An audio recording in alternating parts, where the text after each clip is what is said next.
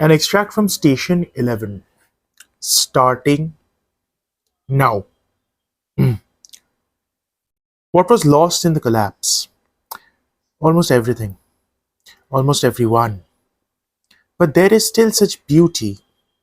Twilight in the altered world, a performance of A Midsummer Night's Dream in a parking lot in the mysteriously named town of St. Deborah by the water, Lake Michigan, shining half a mile away.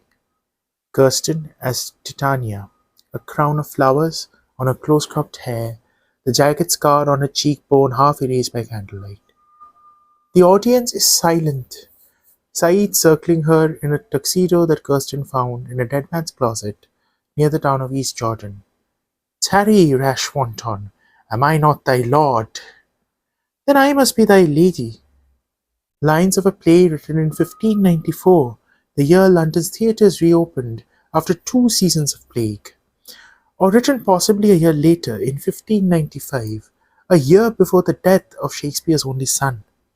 Some centuries later, on a distant continent, Kirsten moves across the stage in a cloud of painted fabric, half in rage, half in love.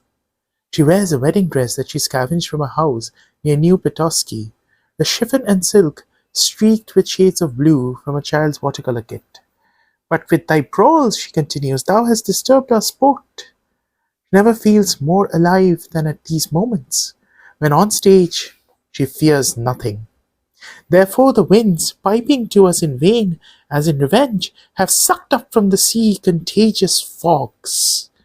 Pestilential, a note in the text explains, next to the word contagious, in Kirsten's favorite of the 3 versions of the text that the symphony carries.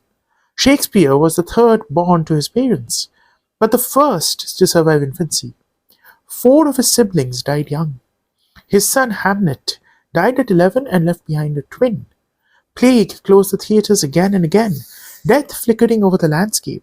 And now, in a twilight once more lit by candles, the age of electricity having come and gone, Titania turns to face her fairy king. Therefore the moon, the governess of floods, pale in her anger, washes all the air that rheumatic diseases do abound. Oberon watches her with his entourage of fairies. Titania speaks as if to herself now, Oberon forgotten. Her voice carries high and clear over the silent audience or the string section waiting for their cue on stage left. And through this distemperature, we see the seasons alter. All 3 caravans of the travelling symphony are labelled as such. The travelling symphony, lettered in white on both sides. But the lead caravan carries an additional line of text. Because survival is insufficient.